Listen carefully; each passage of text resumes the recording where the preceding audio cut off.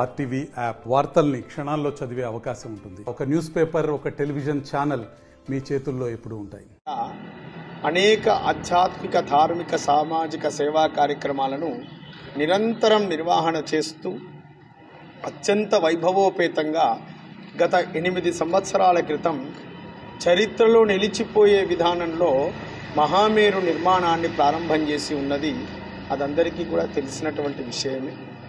Steel లేకుండా, cement లేకుండా అతి గొప్పదైనటువంటి మహామేరువును సమ్యక్ శతం క్రతూన్ కృత్వా యత్ఫలం సమవాప్నుయాత్ తత్ఫలం సమవాప్నోతి కృత్వా శ్రీచక్ర దర్శనం అని మేరుతంత్ర విధానంలో షడాంనాయయుక్తమైనటువంటి పూర్ణ మేరు దేవాలయాన్ని విద్యాపీఠం సంకల్పన చేసి బేస్ మట్టం 8 లక్షల టన్నుల శిలల చేత అత్యంత వైభవోపేతంగా బేస్ మట్టం నిర్మాణాన్ని, దేవాలయ ఆధార నిర్మాణాన్ని పూర్తి చేసి ఉన్నది. ఇది ఈశ్వరుని యొక్క దేవాలయం. ఈశ్వరుణ్ణి శంకర భగవత్పాదుల వారు అద్వైత సాంప్రదాయం ప్రకారంగా పంచాయతనంగా పూజించేటువంటి విధి విధానాన్ని ఏర్పాటు చేసి ఉన్నారు. ఈశ్వరునికి నైరుతి యందు గణపతి, వాయువ్యమునందు అమ్మవారు, ఈశానం నందు విష్ణుస్వరూపము, ఆగ్నేయమునందు ఆరోగ్యం అధిపతి అయినటువంటి సూర్యుణ్ణి తో పాటు ఈశ్వరుణ్ణి, ఈ 5టిని అర్చించే విధానము పంచాయతన విధానము. ఆ పంచాయతన దేవాలయాల అంతర్భాగంగా విద్యాగణపతి గత 2 సంవత్సరాల క్రితం మనం అత్యంత అరుదైనటువంటి గణపతి మీరు చూడవచ్చు, వెనకకున్నది స్త్రీమూర్తి అయినటువంటి గణపతి. కంఠాదూర్ధ్వం కరీంద్రం యువతి మదమయస్తౌమి విద్యాగణేశం. శిరస్సు ఏనుగు తల, కింద వనితాస్వరూపమైనటువంటి గణపతి ఇక్కడ ప్రత్యేకంగా నాగరము అనేటువంటి శిల్ప సాంప్రదాయంలో ఆ దేవాలయం నిర్మాణం చేయడం జరుగుతూ ఉంది.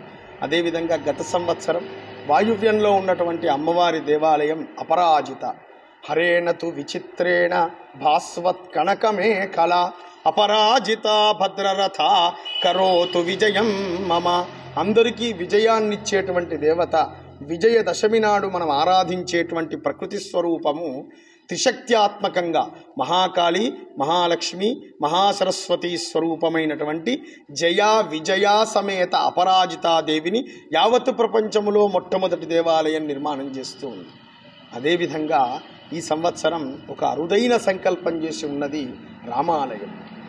విష్ణుస్వరూపము రాముడు కాబట్టి దాశే దశరథాత్మజ జాతే దశరథాత్మజ అని సాక్షాత్ స్వయం విష్ణువు రామునిగా అవతరించి, మానవునిగా అవతరించి, ధర్మాన్ని ఆచరించి దేవుడయ్యి ఉన్నాడు. అటువంటి రామమందిరం, ధర్మానికి సంకేతమైనటువంటి రామమందిరాన్ని సంకల్పం చేసి ఉన్నది విద్యాపీఠం.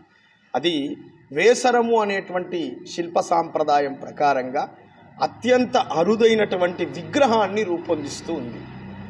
వామే భూమి సుత పురస్తు హనుమాన్ పశ్చాత్ సుమిత్రాసుత శత్రుఘ్నో భరతచ్చ పార్శ్వదలయోర్ వార్వ్యాది కోణేషు చ సుగ్రీవచ్చ విభీషణచ్చ యువరాట్ తారాసుతో జాంబవాన్ మధ్యే నీల సరోజ కోమల రుచిం రామం భజే శ్యామలము. భారతదేశంలో స్వామివారు చెప్పినట్టు ఏదైతే ఈ జ్యోతిర్వాసు విద్యాపీఠం ఆధ్వర్యంలో జరుగుతున్న ధార్మిక ఆధ్యాత్మిక సంబంధించిన ఏ కార్యక్రమాలైనా అద్భుతంగా నా భూతో నా భవిష్యత్తు మాదిరిగా జరుగుతుంది.